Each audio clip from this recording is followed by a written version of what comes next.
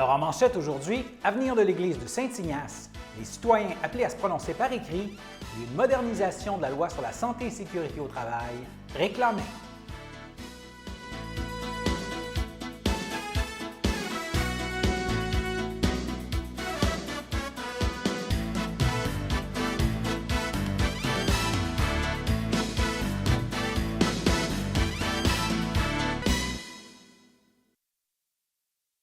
François Robert et bienvenue à votre bulletin d'information régionale du vendredi 23 octobre.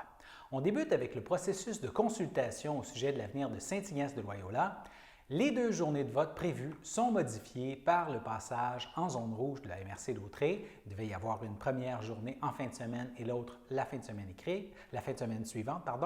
C'est plutôt par écrit que les citoyens de Saint-Ignace de Loyola seront appelés à se prononcer, justement, vous l'aurez compris, en raison du passage en zone rouge. Vous recevrez les documents ainsi qu'une fiche explicative afin que vous puissiez transmettre votre bulletin de vote à la municipalité et les bulletins de vote seront acceptés jusqu'au 27 novembre à 17 h.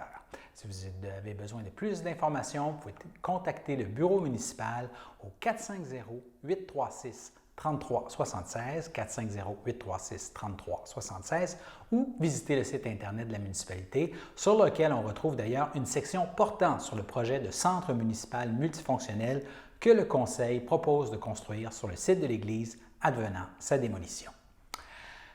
Autre sujet maintenant, la Centrale des syndicats nationaux, la CSN, réclame une modernisation de la loi sur la santé et sécurité au travail. Cette revendication, elle s'inscrit dans le cadre de la Semaine nationale de la santé et sécurité du travail.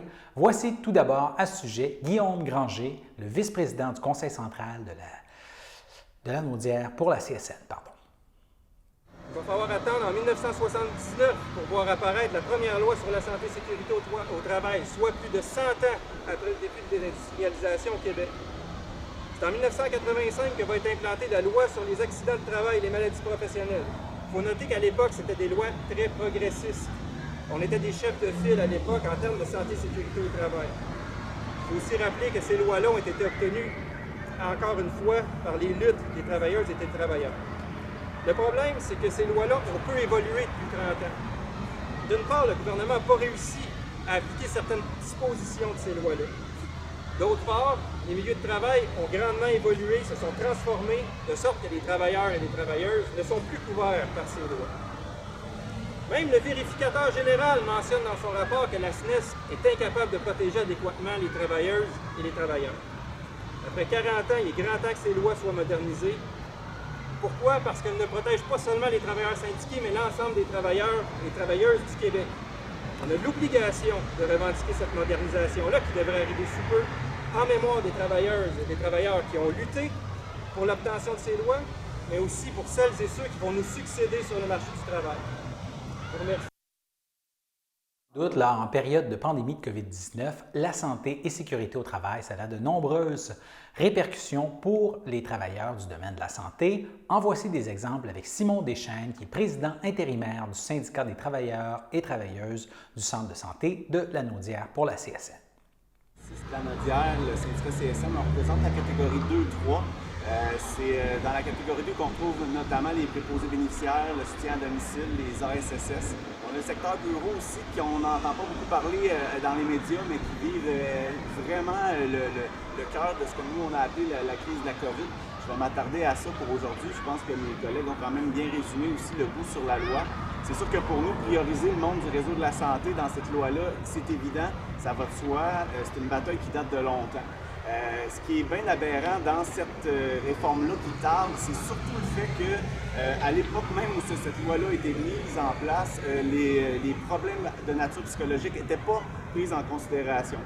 Aujourd'hui, la science permet de documenter plus et d'en amener à des faits, des maladies concrètes qu'on n'avait pas auparavant.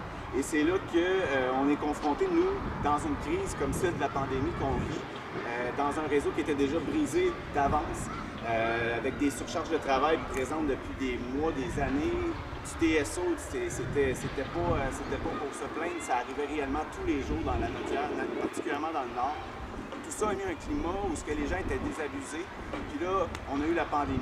La pandémie a frappé, puis on s'y attendait pas plus que le reste du monde, sauf que nous, on était au front.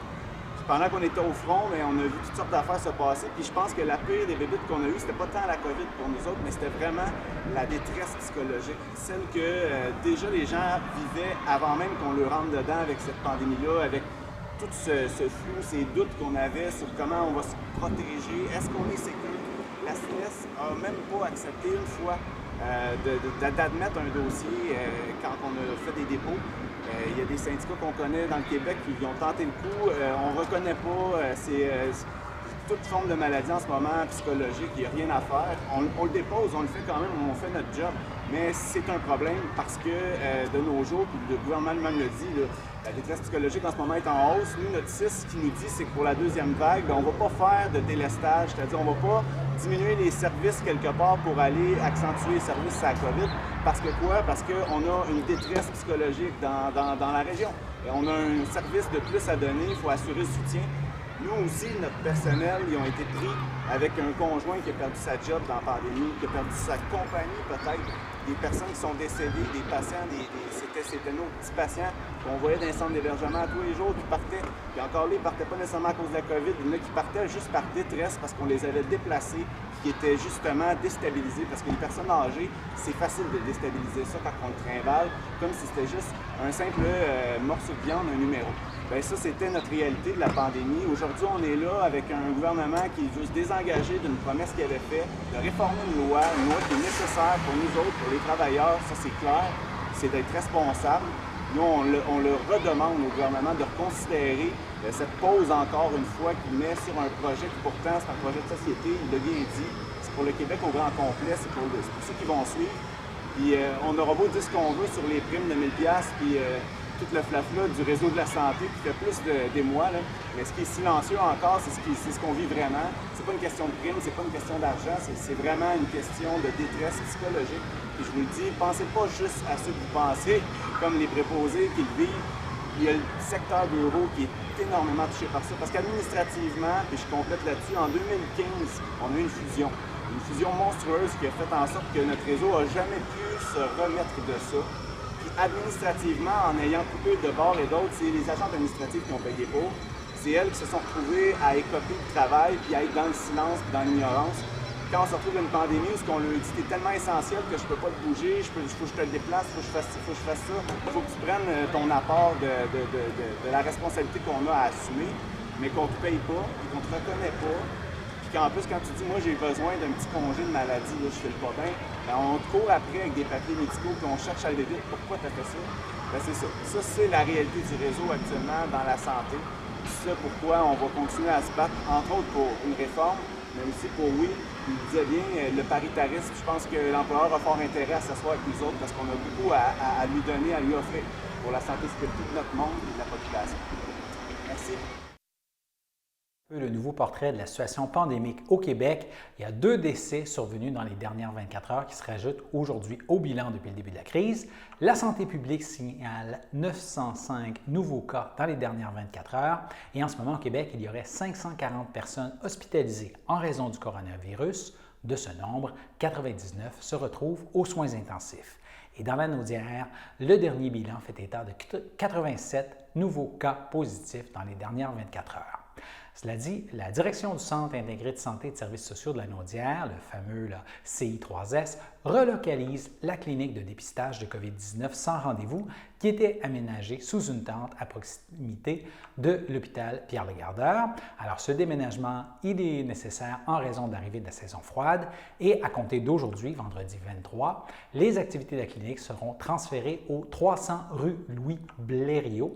Auparavant, la rue de l'Aéroport à Mascouche. Alors, pour se rendre au 300 rue Louis-Blériot, il suffit d'emprunter l'autoroute 640 jusqu'à la sortie 44, de tourner à gauche vers la rue Louis-Hébert, puis de tourner sur l'avenue de la Gare jusqu'à la rue Louis-Blériot. On le rappelle, anciennement appelée rue de l'Aéroport. Alors, le service continuera d'être offert à l'auto sans rendez-vous 7 jours sur 7, de 8h à 20h. L'horaire peut être modifié, mais avant de vous rendre, vous pouvez consulter le site du 6 et vous devez avoir en arrivant en main votre carte d'assurance maladie. Cela dit, il y a une clinique mobile de dépistage qui est aussi accessible et l'horaire peut aussi être trouvé sur le site Internet du Centre de santé et vous pouvez aussi prendre rendez-vous pour un dépistage dans l'une des cliniques de la Naudière en téléphonant au 1-877-644-4545. Cela dit, nous passons maintenant à notre première pause. Bonjour tout le monde, ici Marcel Pufal pour le Marcel Show, une émission de variété bientôt sur CTRB, une production de Sylvain Paul et une réalisation de Michael Chevrette. Ne laisse pas passer la chance d'être aimé, le cœur devient moins lourd quand on est en amour. Le samedi matin, dès 9h30, nos téléspectateurs sont invités au Super Bingo télévisé diffusé de nos studios de Berthierville. Depuis maintenant une vingtaine d'années, plusieurs adeptes de la télévision régionale se sont partagés un montant de 600 $ disponible chaque semaine lors de cette joute de bingo télévisé. Un animateur et 3 bénévoles se succèdent à la caméra dans le but de vous faire passer une petite heure agréable et payante le samedi matin. On peut se procurer les cartes de jeu chez les dépositaires autorisés participants, c'est-à-dire à Berthierville, le dépanneur Formule 1 rue Gilles Villeneuve, le marché IGA Extra sur la rue Gabrielle Brissette, le marché Métro rue Notre-Dame, la pharmacie Proxime rue Frontenac, le garage Pétroté sur la rue Gilles Villeneuve et à Saint-Ignace de Loyola, le marché Aldo rang Saint-Michel, le dépanneur Le Magasin Esso sur le chemin de la Traverse. C'est un rendez-vous tous les samedis matins à 9h30 sur les ondes de CTRB, votre télévision régionale et communautaire.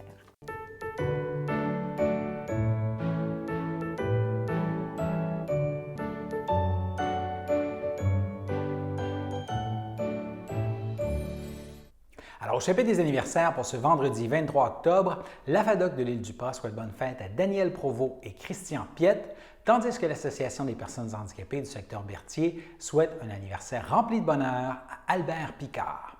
Et l'équipe du Centre d'action bénévole d'Autrey souligne l'anniversaire aujourd'hui de Céline Beauchamp. Et maintenant, en fin de semaine, pour le samedi 24 octobre, la FADOC de l'Île-du-Pas souhaite bonne fête à Manon Dumontier, alors que l'équipe du Centre d'action bénévole d'Autrey souligne l'anniversaire de Nicole Brassard. Et l'Association des personnes handicapées du secteur Berthier souhaite un anniversaire heureux à Éric Bombardier. Et finalement, pour le dimanche 25 octobre, la FADOC de l'Île-du-Pas souhaite bonne fête à Marguerite C. Courchaine, alors que l'équipe du Centre d'action bénévole d'Autrey souligne l'anniversaire dimanche de Jacques Frappier. Et l'Association des personnes handicapées du secteur Berthier souhaite un anniversaire rempli de bonheur à Claude Savoie. Cela dit, l'horaire des messes a été modifié à la paroisse Saint-Laurent, indique le curé Daniel Roy, et en fin de semaine, il y aura messe le dimanche 25 octobre à l'église Sainte-Geneviève à 9h30 et à Saint-Ignace de Loyola à 10h30. Il y a une limite de 25 personnes. Les 25 premiers arrivés seront accueillis et les autres sont invités à aller voir la messe par le truchement de la télévision, soit à 10h à Radio-Canada ou 16h sur les ondes de votre télévision communautaire CTRB. Prenez note que l'église de la Visitation de Notre-Dame de l'Île-du-Pas sera fermée ce week-end, et ce jusqu'à nouvel ordre. Et pour Saint-Ignace de Loyola, ce sera la dernière messe jusqu'à nouvel ordre. Pour ce qui est du week-end prochain, le week-end suivant, celui du 31 octobre et 1er novembre, la paroisse offrira une messe le samedi à 16h30 et le dimanche à 9h30 à l'église de Sainte-Geneviève de Berthier. Encore une fois, il y a une limite de 25 personnes par messe.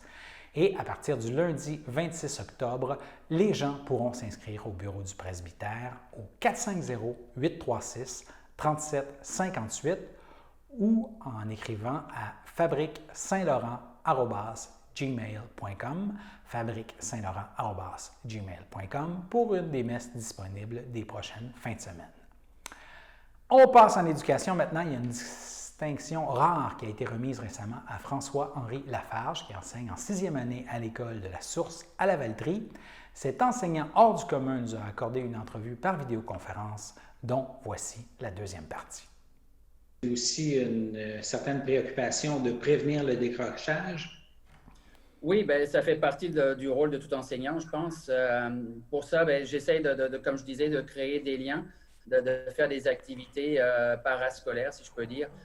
Entre autres, on a mis en place la brigade TIC, TIC pour Technologie de l'information et de la communication. Donc, des élèves qui parfois ne sont pas les meilleurs élèves au niveau académique, mais qui ont des bons talents en informatique. On a mis en place cette structure-là pour leur apprendre comment dépanner éventuellement un enseignant qui aurait de la difficulté avec son matériel informatique. Donc, c'est sûr qu'avec l'arrivée de la COVID, on a beaucoup plus de difficultés à envoyer des élèves dans une autre bulle classe. Donc, ça, pour l'instant, c'est un petit peu sur la glace comme projet. Mais l'an dernier, ça fonctionnait vraiment très, très bien. Des élèves qui allaient dans la classe de leur ancien professeur, puis qui arrivaient à les dépanner, puis l'ordinateur fonctionnait. Pour le jeune, c'était vraiment très, très agréable, très gratifiant pour lui. Puis, ce qui était assez comique, c'est qu'au début de l'année, bon, souvent, mes collègues vont me dire hey, « j'ai un problème avec mon ordi, tu peux venir voir ». Puis l'an dernier, c'était « tu peux-tu m'envoyer tel élève ?» Ça passait même plus par moi, puis on nommait carrément tel élève pour aller dépanner l'enseignant. Donc, c'est un beau défi pour eux, c'est un beau défi pour moi. Puis, ces élèves-là, je pense que ça pourrait être des décrocheurs potentiels, mais avec cette possibilité-là de pouvoir exprimer leur talent, en espérant qu'on puisse arriver à faire un arrimage primaire, secondaire pour que ce projet-là se développe également au secondaire. C'est des jeunes qui vont sûrement pouvoir accrocher à rester dans notre système scolaire, puis pourquoi pas développer des carrières techniciens informatiques. C'est un domaine où on manque beaucoup d'employés, donc c'est une belle avenue pour eux. Et ce que j'ai pu constater également, c'est que plusieurs de ces élèves-là ont vu leur note académique vraiment augmenter. Donc, la motivation étant là, le lien étant là, sentiment d'appartenance à l'école, la fierté qui se développe, et automatiquement, on voit une amélioration au niveau académique. Tantôt, vous avez évoqué que la période de COVID que l'on vit, ça peut avoir certaines limitations pour vos projets pédagogiques, mais j'imagine que c'est une approche qui a quand même certains côtés positifs là, qui s'adaptent bien à la période de COVID. Oui, on va trouver des solutions pour arriver à faire certaines choses. Je pensais éventuellement développer plus le côté capsule vidéo explicative. Donc, puisqu'on est contraint à rester dans notre classe. Donc, au lieu de former ces jeunes à aller dépanner les enseignants, on va essayer de travailler en les filmant pour nous expliquer comment ils dépanneraient dans telle situation. Ce qui peut être une autre forme de dépannage utile sans qu'il y ait un déplacement de personnes. Les liens sont beaucoup plus gros, je dirais, entre les élèves et les enseignants avec la COVID, puisque nos élèves mangent dans nos classes, vivent pratiquement toute la journée dans nos classes avec nous. Donc, on crée plus facilement les liens. Il y a des avantages, il y a des inconvénients, c'est tout à fait logique. Il faut essayer de retirer le plus de positif par rapport à la situation. Et vous-même, vous agissez là, comme conseiller en matière de technologie de l'information au service de l'enseignement avec plusieurs collègues. Vous avez même été dégagé de la tâche l'an passé pour ça. Là. Oui, il y a 2 ans, j'ai eu la chance d'être nommé conseiller pédagogique, ce qui m'a permis d'en apprendre encore plus sur les nouvelles technologies. Et bon, toutes les écoles de la commission scolaire ont ce qu'on appelle les personnes ressources en TIC. Donc, je faisais partie déjà avant même d'aller travailler au centre administratif. Et oui, je joue ce rôle-là au niveau de l'école, puis c'est quelque chose que j'aime énormément, aider mes collègues à développer cette façon de faire. Et il arrive dans les journées pédagogiques, par exemple, que j'organise des sessions de formation où, à l'occasion, très souvent, certains collègues viennent me voir, j'ai un problème avec ça, avec ci, peux-tu m'expliquer comment je pourrais arriver à faire cela? Donc, oui, ça fait partie de mon rôle, si je peux dire, mon mandat à l'école. Est-ce que vous êtes fixé des objectifs pour les prochaines années? Non, pas véritablement. Suivre au jour le jour comment ça se passe. C'est sûr que si on pouvait revenir à une organisation plus traditionnelle, si je peux dire, avec la fin de la pandémie, ça me permettrait de développer plus le côté relationnel entre les élèves et les enseignants. L'an dernier, par exemple, on faisait des ateliers de jeux d'évasion. Par l'informatique en numérique. Donc, j'ai envoyé mes élèves faire l'activité dans différentes classes. Ça fonctionnait très, très bien. Donc, tout ça, c'est à revoir, mais Non, j'espère qu'on va revenir à une normale, puis arriver à développer plus d'activités dans ce style-là, puis aider les autres enseignants à développer leur côté informatique également. Et vous pensez enseigner jusqu'à un âge très avancé? On verra ce que la vie va m'offrir, peut-être l'opportunité de retourner un jour comme conseiller pédagogique. Sinon, c'est sûr qu'avec une arrivée tardive au Québec, j'ai la nécessité de faire un certain nombre d'années avant d'avoir ma retraite. J'espère que ça ne sera pas jusqu'à 70 ans, là, mais on verra ce que l'avenir nous propose. Et est-ce que vous avez un message là, pour ceux qui étudient pour devenir enseignants? J'ai la chance de recevoir des stagiaires régulièrement. Donc, ce que je leur dis, c'est le plus beau métier du monde. Il faut croire en ce métier-là, de voir des yeux d'enfants qui s'illuminent lorsqu'ils comprennent certaines notions. Je trouve ça merveilleux. On n'a pas toujours les conditions les meilleures, c'est vrai, mais je pense que plus ça va, plus la population nous considère vraiment comme des personnes importantes dans la société. L'éducation, on éduque les jeunes, mais c'est l'avenir d'une société, donc c'est le demain qui apparaît devant nous. Il y a cette gratification-là d'arriver à former ces jeunes. De croire à son métier, puis développer le plus de facettes de leur personnalité, de leurs possibilités.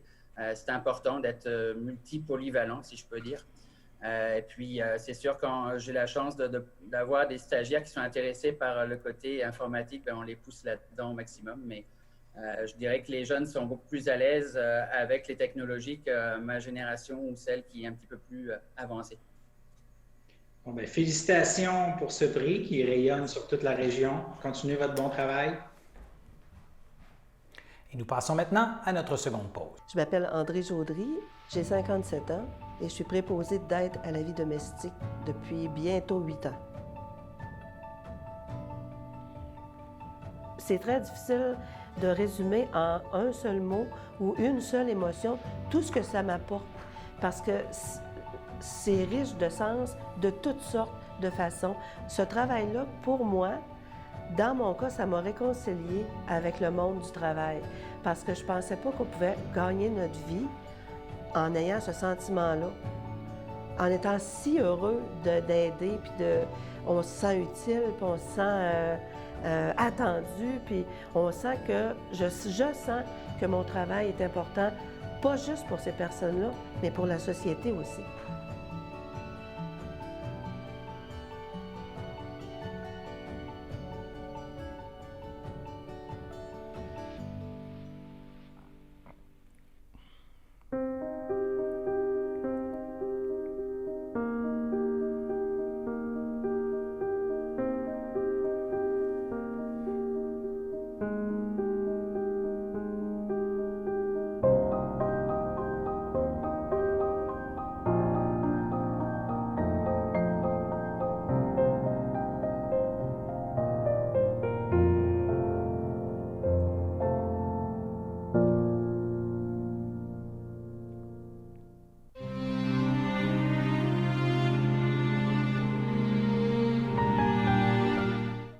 À l'hôpital Maisonneuve-Rosemont de Montréal, le 11 octobre, à l'âge de 75 ans, est décédé M. Marcel Plante. Il était le fils de feu Paul Plante et de feu Juliette Ferland, demeurant à Berthierville.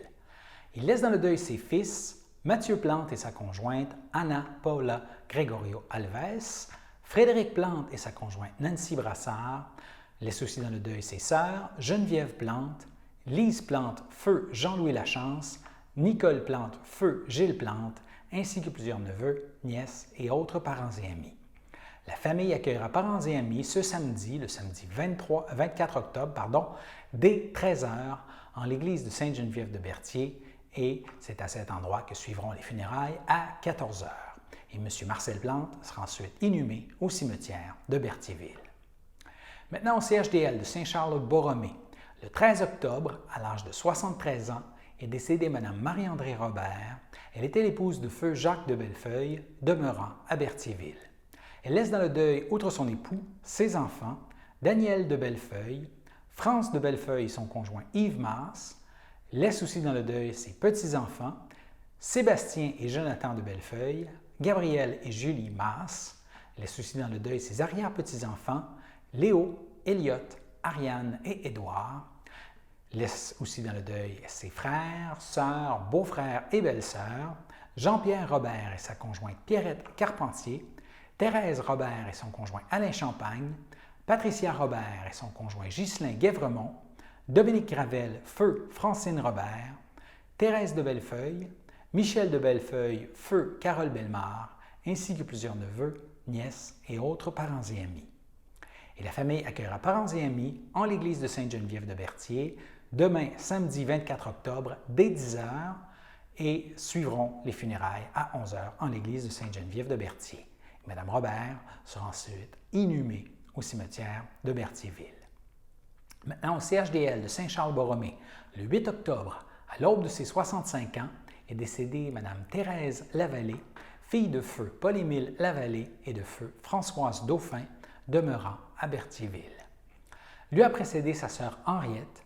Elle laisse dans le deuil ses frères Michel Lavallée, Yves Lavallée et sa conjointe Nathalie Demers, Luc Lavallée et sa conjointe Céline Turbin, ainsi que ses oncles, tantes, neveux, nièces et autres parents et amis. Et Mme Lavallée ne sera pas exposée. Il y a une cérémonie qui aura lieu en privé à une date ultérieure. Au CHDL de Saint-Charles-Borromée, le 13 octobre, à l'âge de 97 ans, est décédé M. Clément Lacourcière. Il était l'époux en premières noces de Suzanne Tessier et en secondes noces de Rolande Mousseau, demeurant à Berthierville. Il laisse dans le deuil, outre son épouse, ses filles, Manon Lacourcière et son conjoint Régent Drouin, Denise Lacourcière et son conjoint Louis-Philippe Charette, laisse aussi dans le deuil sa petite-fille Véronique Drouin et son conjoint Pascal Bergeron, laisse aussi dans le deuil son arrière-petite-fille Maxime, ainsi que ses beaux-frères, belles-sœurs, neveux, nièces et autres parents et amis. Et la famille tient à remercier Mathieu Lafontaine, son épouse Joanie Landry et leurs enfants Kéliane et Andric pour leur dévouement comme proches aidants. Et M. Lacourcière ne sera pas exposé. Il y a une cérémonie qui aura lieu dans l'intimité à une date ultérieure. Et toute l'équipe de CTRB offre ses plus sincères sympathies aux familles et amis en deuil. Cela dit, nous passons maintenant à la météo.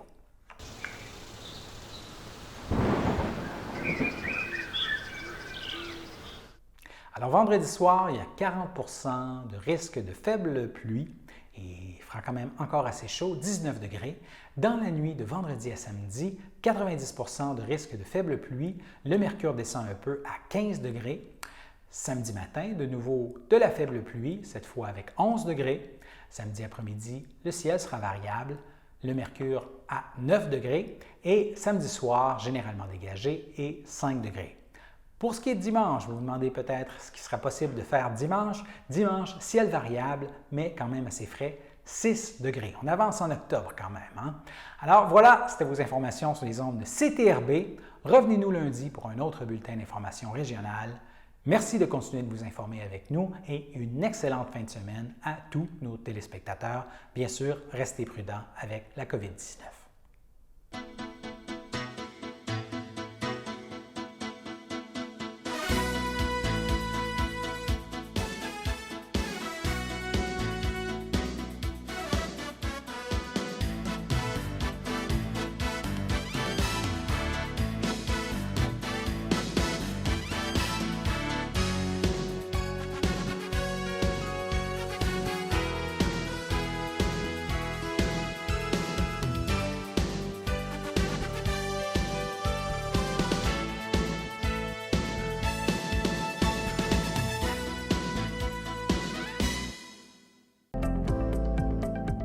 Les télévisions communautaires autonomes du Québec, ce sont les télévisions les plus importantes parce qu'elles sont proches de la communauté. On veut encourager des gens qui parlent de ce qui nous intéresse, mais aussi qui participent au développement local. Mais c'est fini le temps là, où on allait lire une affaire qui a été écrite avant hier au bout du monde. Non! Tu veux savoir ce qui se passe chez vous? Bien, ma télé préférée, c'est la télé autonome communautaire. C'est ici que ça se passe.